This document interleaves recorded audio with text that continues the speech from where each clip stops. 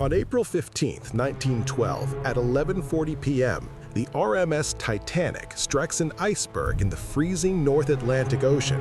Within moments, the ship's fate is sealed.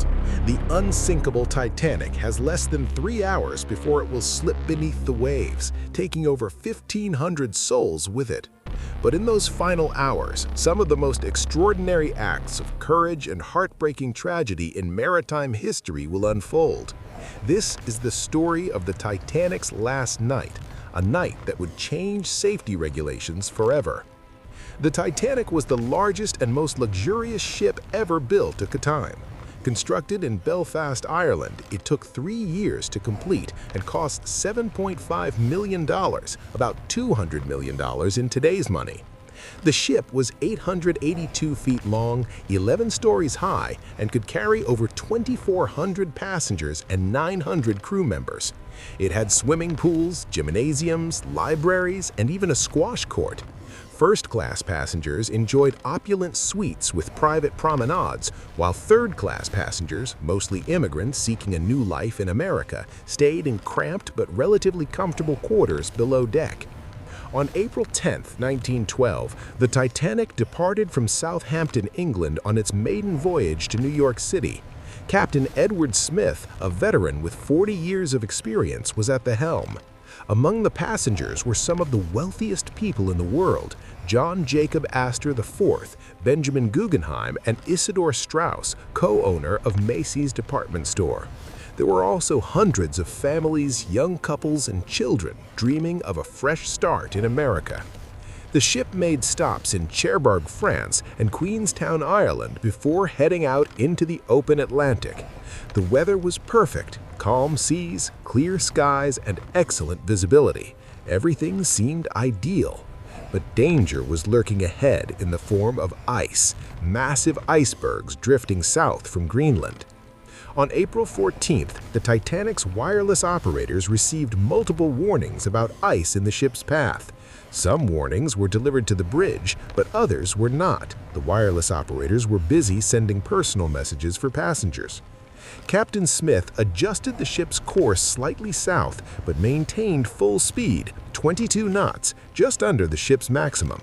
This was standard practice at the time. Ships didn't slow down for ice, they simply tried to avoid it. At 11:40 p.m., lookout Frederick Fleet spotted something ahead in the darkness. He rang the warning bell 3 times and telephoned the bridge. "Iceberg, right ahead." First Officer William Murdoch immediately ordered the engines reversed and the ship turned hard to port. But it was too late.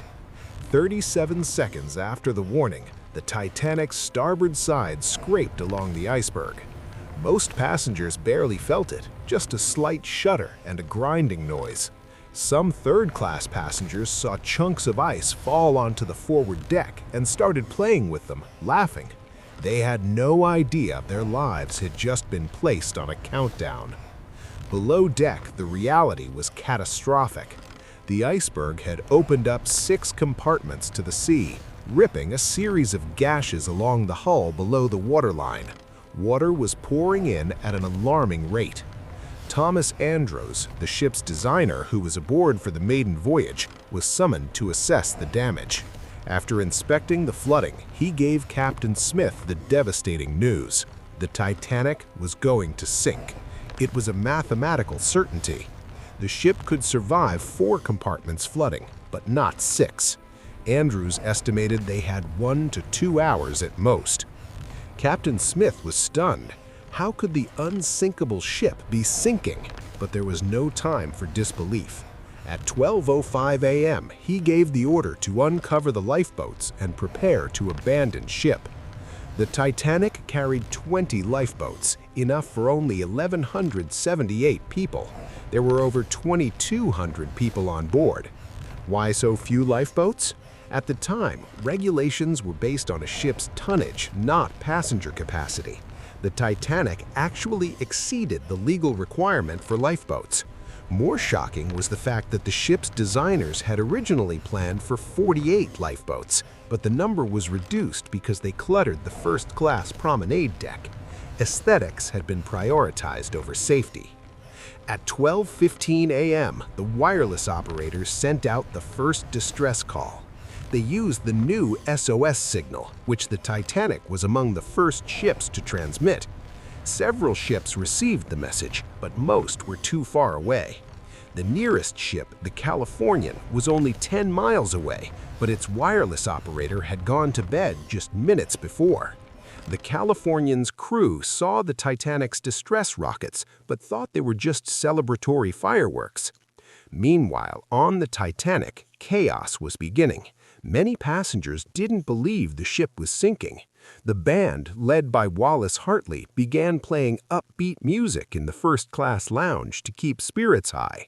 Crew members struggled to convince passengers to get into the lifeboats. Some refused, thinking the lifeboats looked more dangerous than the massive ship.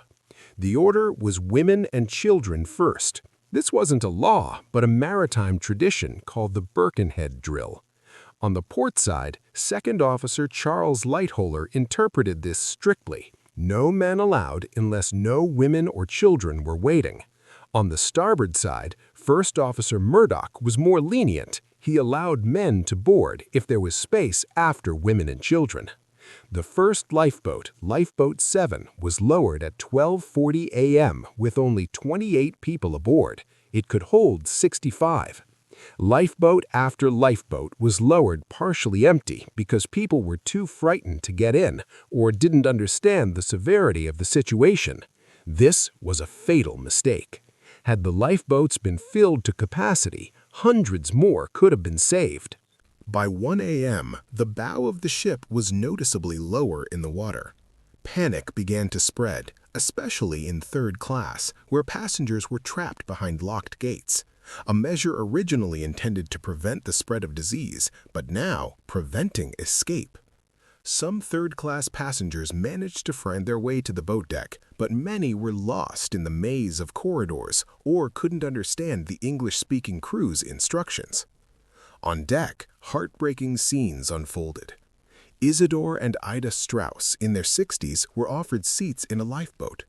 Isidore refused, saying he wouldn't take a spot before other men. Ida refused to leave without her husband. "Where you go, I go," she said.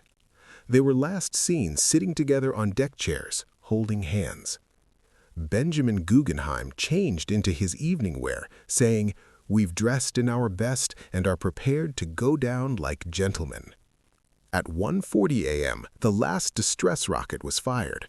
The lifeboats continued launching, but time was running out. At 2:05 a.m., the last lifeboat was lowered. Over 1,500 people were still on board with no escape. The bow was now completely underwater, and the stern was rising high into the air. The ship's band continued playing. As the situation became hopeless, they switched to hymns. Survivors later reported hearing "Nearer, My God, to Thee," though this has been debated. What's certain is that all 8 band members stayed on deck, playing to the very end. None of them survived. At 2:17 a.m., the Titanic's lights flickered and went out. The ship's forward funnel collapsed, crashing into the water and killing dozens of swimmers. The ship was now nearly vertical, with the stern towering 200 feet in the air. People clung to railings, slid down the deck, or jumped into the freezing water. The noise was indescribable, screaming, crashing, the groaning of metal being torn apart. At 2:20 a.m., the Titanic broke in half between the third and fourth funnels. The forward section, already underwater, tore away and sank. The stern section, momentarily righting itself, floated for a few seconds before it too slipped beneath the waves, vertical and terrifying. The Titanic was gone. But the horror wasn't over. Over 1,500 people were now in the water. The temperature was 28 degrees Fahrenheit, below freezing. At that temperature, a person can survive 15 to 30 minutes before hypothermia sets in. The screaming of the drowning lasted for about 20 minutes before fading to silence. It was a sound survivors would never forget. The lifeboats, many still half empty, floated nearby.